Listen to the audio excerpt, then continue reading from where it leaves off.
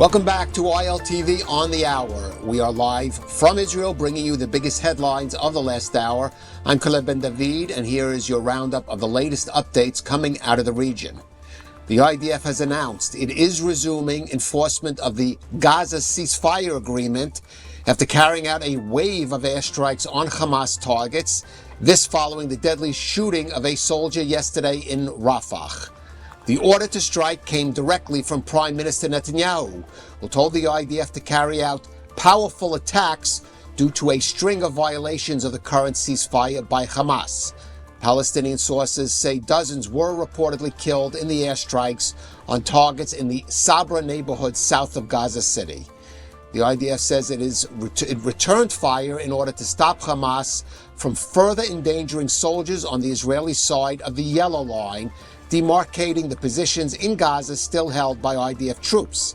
Defense Minister Israel Katz said that Hamas terrorists will, quote, pay a heavy price for attacking IDF soldiers and for violating the agreement to return all the hostage remains still in Gaza.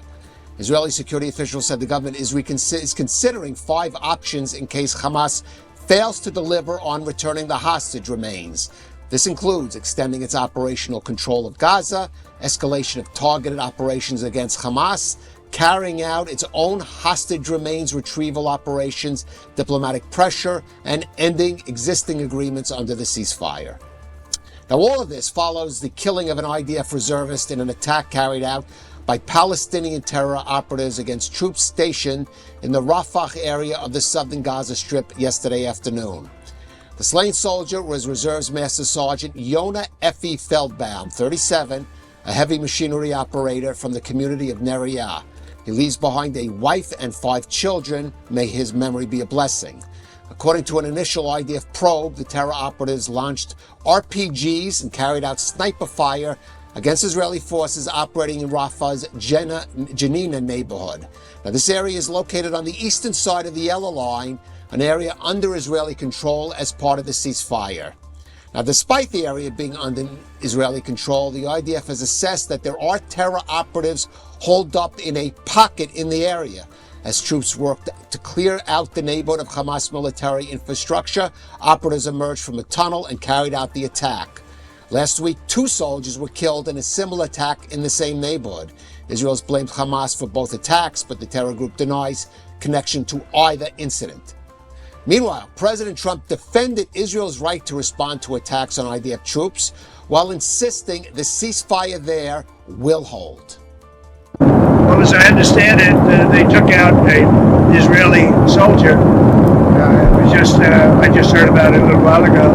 They killed an Israeli soldier, so the Israelis hit back, and they should hit back. When that happens, they should hit us. You have to understand, Hamas is a very small part of peace in the Middle East, and they have to behave. They're on the rough side, but they said they would be good, and if they're good, they're going to be happy, and if they're not good, they're going to be terminated. Their lives will be terminated, and they understand that.